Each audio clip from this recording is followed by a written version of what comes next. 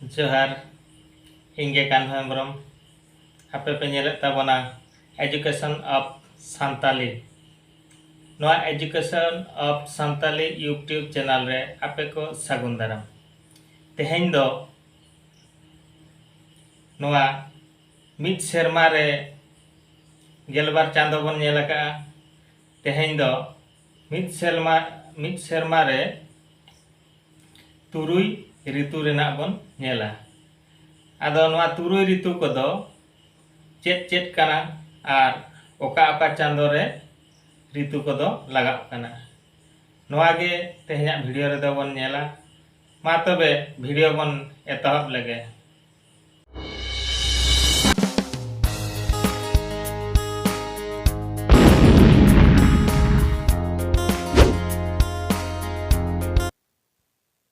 तुरुई ऋतु बाबार चांदो रिया रीत मिद लेकान जा रिया ऑर्संग हो मिद लेकान बाबार चांदो रिया साय दो ओनाते आरहों ᱧᱩᱛᱩᱢᱟᱠᱟᱱ ऋतु मेनते अदो मिद सेरमा रे दो गेलबार चांदो आर मिद सेरमा रे दो तुरुई ऋतु नोआ तुरुई ऋतु कोरेना ᱧᱩᱛᱩᱢ दो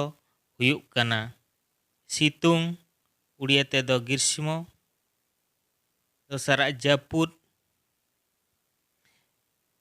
उड़ियाते दो वर्षा तापरे हेमाल उड़ियाते दो शरत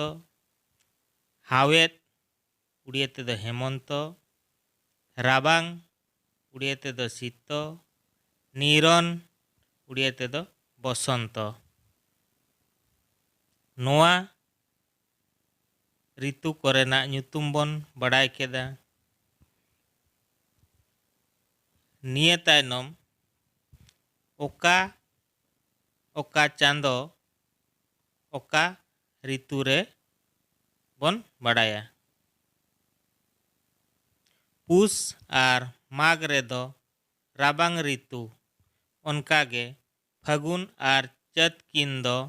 निरन ऋतु बैसाख आर झेठ किन दो सितुंग ऋतु आषाढ़ आर सान किन दो जापुद ऋतु भादर आर दासाई किन दो हेमाल ऋतु सोहराय आर आघाण किन दो हावेत ऋतु नोंडे बन बड़ाय केदा गेलबार चांदो रे तुरुई ऋतु ओका ओका चांदो रे ओका ऋतु पड़ाव कना ओना हबन ठिका केदा मा एनखान नोआ वीडियो ओकालका पे बुझाव के ताबना कमेंट्स माध्यम ते कमेंट्स ताबन पे आर ओकोय को चैनल बाबन सब्सक्राइब का आज सब्सक्राइब ताबन पे आर लाइक शेयर दो आलोबन हिड़िंग मा।